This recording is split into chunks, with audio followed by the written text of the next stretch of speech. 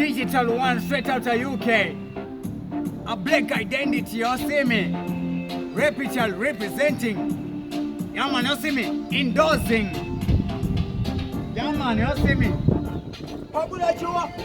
Ukanzobanzi black identity. Osiva pakto chwa umbeti. Ukanzobanzi Digital One atotangama one straight out of UK. Ukanzobanzi Zim 9 o'clock. Otoziva chatomuka chipuku. Ukanzobanzi UK 8 o'clock. Otoziva kuti chatomuka ma apana kana iyo majoku.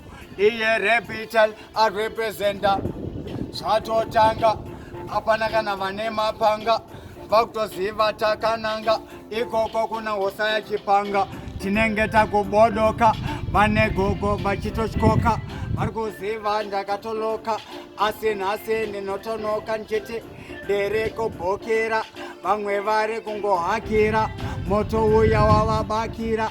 Yeah man, REPITILE Gwanso sing out a Digital One, so you see me.